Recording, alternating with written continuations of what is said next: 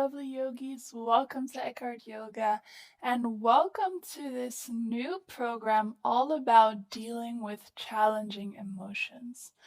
I'm very happy that you made it over here. This is such an important topic. And before we get into the meat of it, I would just like to introduce myself in a slightly different way. So most of you know me as a yoga teacher here on the site. But I'm actually also a psychologist, and a big part of my work involves the things that we're going to speak about. It involves dealing with difficult emotions, processing them in healthy ways, and making sure that through that healthy processing, we can have optimal wellness, really, and a state of inner peace. So, just as a result of being human and living on this planet, we are all by definition going to experience challenging emotions with some regularity, probably. And so the goal of this program is certainly not to make you emotionless or to have a sort of end vision of becoming a Buddha who is only enlightened and only happy. I don't know anybody like that. I'm certainly not like that, and it's truly not the goal. What we want to do in this program is to support you in creating tools, practices, exercises, and offering meditations in order to healthily deal with what we're going through. It's not that we want to stop experiencing them, it's that we want to be there for the emotion and process them in a way that's constructive. Because one of the reasons why we often struggle to deal with emotions is that there's still a little bit of a societal taboo on them. They often make us or the people around us feel slightly uncomfortable. And when we feel uncomfortable, we tend to press things away a little bit or move back from them.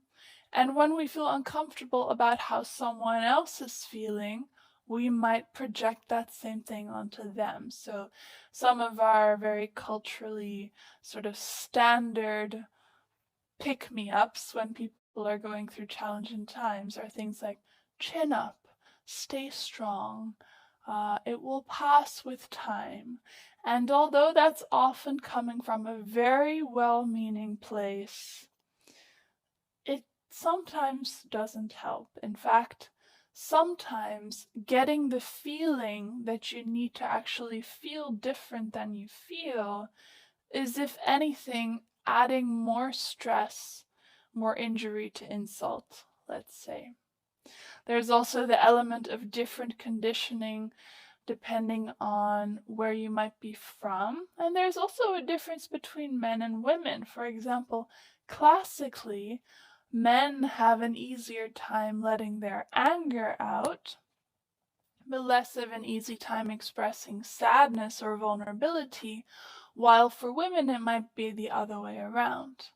And in order for us to be completely actualized and have a sense of sort of inner peace and mental harmony, we need to be able to access the full range of our emotion. Because the big thing at the end of the day is that actually our emotions are often very, very valuable messengers.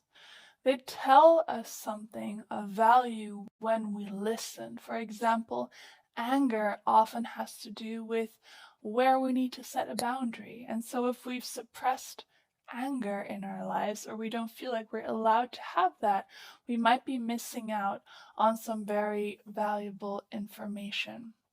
So the goal of this program is to create a sort of safe, loving, compassionate, and judgment-free zone where you can experience what you're feeling, deal with it in a healthy way, and take with you the messages that the emotion has for you.